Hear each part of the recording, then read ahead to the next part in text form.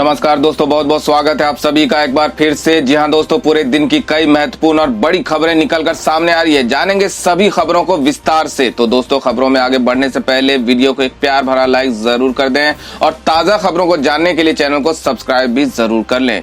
तो देखते हैं पहली बड़ी खबर क्या निकल कर आ रही है। लोकसभा चुनाव से पहले भाजपा को लगा झटका, दक्षिण में छोड़ गया एक बड़ा साथी। एआईएडीएमके ने तोड़ा गठबंधन। बता दें कि लोकसभा चुनाव से पहले भाजपा को बड़ा झटका लगा है। दक्षिण में एनडीए को उसके एक बड़े साथी ने साथ छोड़ दिया है। एआईएडीएमके ने भाजपा के साथ गठबंधन खत्म करने का ऐलान कर दिया है। अन्ना द्रमुक ने घोषणा की कि भाजपा के साथ गठबंधन हमेशा हमेशा के लिए खत्म।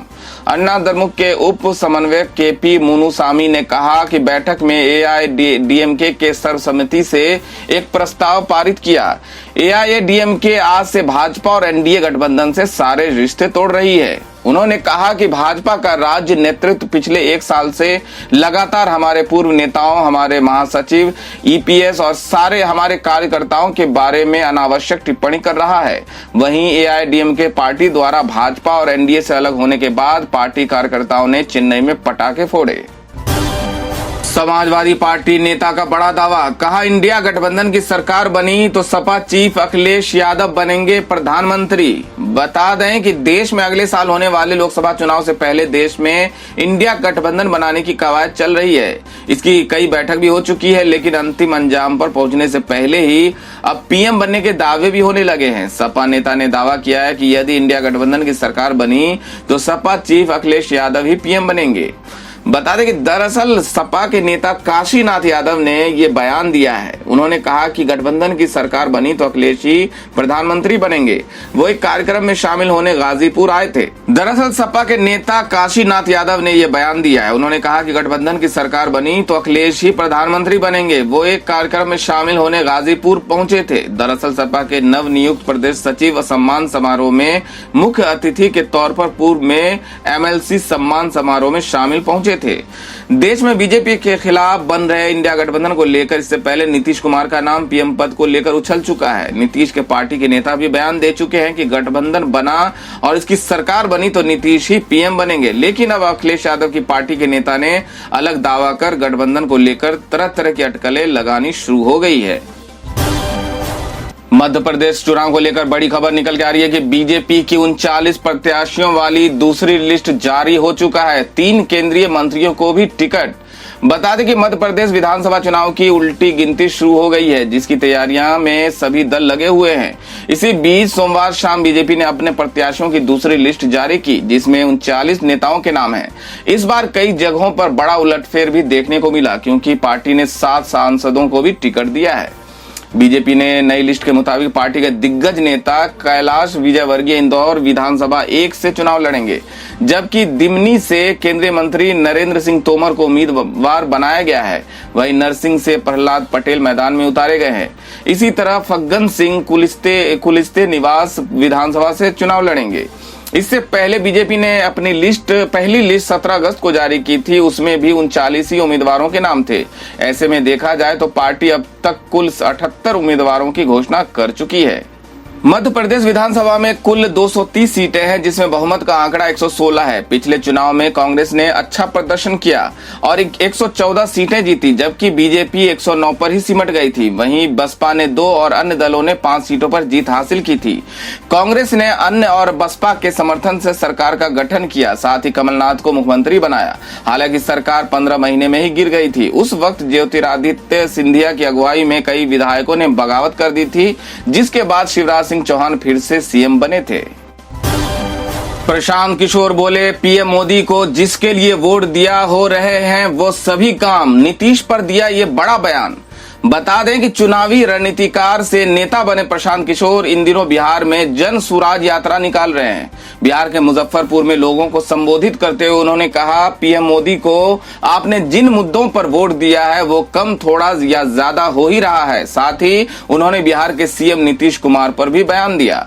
चुनावी रणनीतिकार प्रशांत किशोर की पदयात्रा बिहार के मुजफ्फरपुर पहुंच चुकी है। यहां लोगों को संबोधित करते हुए उन्होंने कहा कि आपने जिन मुद्दों को लेकर वोट दिया है उस पर कम या ज्यादा काम हो ही रहा है।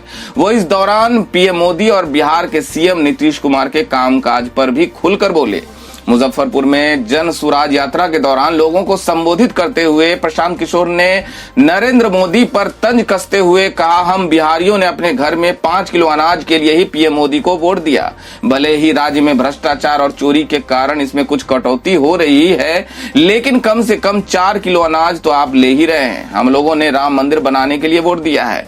यहाँ बिहार में सड़क, स्कूल, नाली और फैक्ट्री बने या न बने, लेकिन अयोध्या में भगवान राम का भव्य मंदिर बन रहा है। आगे उन्होंने कहा कि हम बिहारियों ने मोदी को घर घर एलपीजी सिलेंडर देने के लिए वोट दिया और वो भी मिल रहा है, फिर चाहे उसकी कीमत कितनी भी क्यों ना बढ़ गई हो। गुजरात की कहानी सुनकर ही आपको उनको 2 बार सत्ता पर बैठाया, इतना समर्थन दिया, रोज उनका चमकता चेहरा आप टेलीविजन पर देखते ही होंगे। गुजरात में वो बुलेट ट्रेन चलवाने की बात कर रहे हैं और आपके बच्चे वहां जाकर मजदूरी कर रहे हैं। प्रधानमंत्री मोदी के बाद प्रशांत किशोर ने नीतीश कुमार पर तंज कसते हुए कहा कि नीतीश कुमार, हमने बिजली, हर घर बिजली लाने के लिए वोट दिया और बिजली आ भी रही है, भले ही ये कितनी भी महंगी मिले। हम बिहारी अपने लिए वोट देते कहाँ हैं? जात पात देखकर विधायक चुनते हैं तो काम कोई नहीं करेगा। बिहार में हर घर आजकल जाति जनगणना की बात हो रही है। स्कूल, कॉलेज, अस्पताल के लिए बात कौन कर रहा है? जो आपके नेता इस पर काम करेंगे। प्रशांत किशोर ने आगे कहा, यही बात आपको समझाने के लिए हम कई महीनों से पैदल चल रहे हैं। अगर आप अपने बच्चों की चिंता नहीं करेंगे तो कोई नेता या कोई दल आपके बच्चों की चिंता नहीं करेगा। तालियों की गड़गड़ाहट और जय श्री राम के नारों के बीच पैगंबर विवाद के बाद पहली बार यूं सामने आई नुपुर शर्मा। बता दें कि पैगंबर के बाद से अंडरग्राउंड भारतीय जनता पार्टी की पूर्व नेता नुपुर शर्मा पहली बार सामने आई हैं। वो फिल्म द वैक्सीन वॉर को प्रमोट करने के लिए आयोजित एक इवेंट में शामिल हुई। इस दौरान उन्होंने भारत माता की जय के नारे भी लगाए। नुपुर 1 साल से अधिक समय तक सार्वजनिक जीवन से दूर रहीं। यहां तक कि पिछले साल जून के बाद से वो सोशल मीडिया से भी गायब हो गई थी। नुपुर शर्मा फिल्म के डायरेक्टर विवेक अग्निहोत्री और स्टार कास्ट के साथ मौजूद थीं। नुपुर ने वैक्सीन बनाने वाले वैज्ञानिकों का आभार जताते हुए कहा, मुझे आप लोगों को धन्यवाद कहना है। आप लोगों की वजह से हम भारतीय आज भी जिंदा हैं।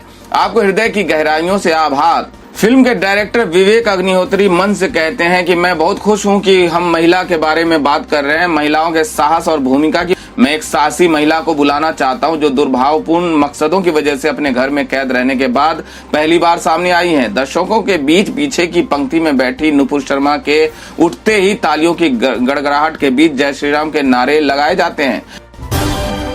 बीजेपी सांसद रमेश बिधूरी के खिलाफ कार्रवाई में देरी को लेकर दानिश अली ने उठाए सवाल, कहा कोई।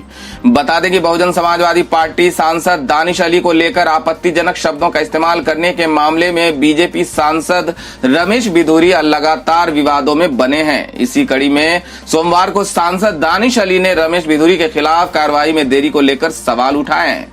उन्होंने आरोप लगाया कि बिधूरी की विवाद स्वीकृति हासिल थी, तभी कार्रवाई में निश्चित रूप से देरी हो रही है क्योंकि वे संसद में मेरे खिलाफ सबूत ढूंढने की कोशिश कर रहे हैं। सांसद दानिश अली ने आगे कहा, मैं उन्हें चुनौती दे रहा हूं कि अगर उनके पास कोई सबूत है तो उन्हें पेश करना चाहिए। बसपा सांसद का कहना है कि मुझे उम्मीद है कि रमेश बिधूरी के खिलाफ कार्रवाई की जाएगी।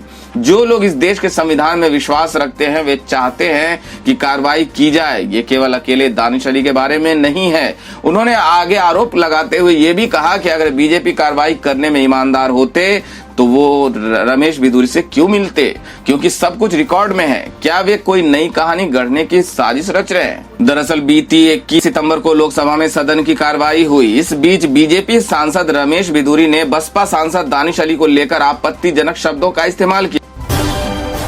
मुस्लिम छात्र को पिटवाने पर सुप्रीम कोर्ट का फटकार, कहा कि सरकार की अंतरात्मा हिल जानी चाहिए।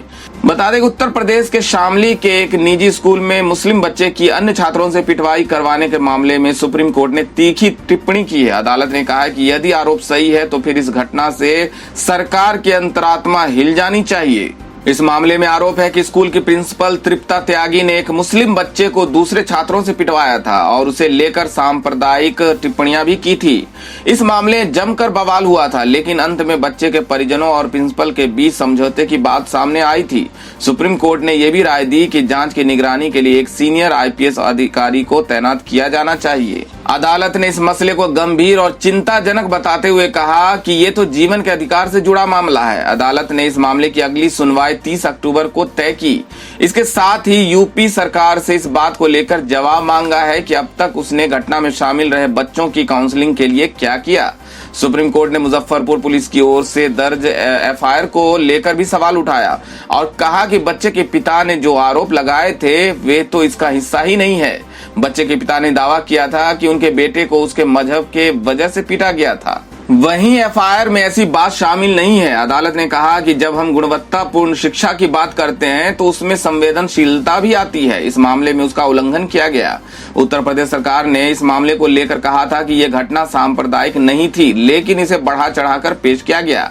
बता दें कि अदालत ने 6 सितंबर को इस केस में यूपी सरकार को नोटिस जारी कर जवाब मांगा था। बेंच ने सरकार से पूछा गया था कि आखिर मामले में क्या एक्शन लिया गया और बच्चे के परिवार के संरक्षण के लिए क्या किया गया।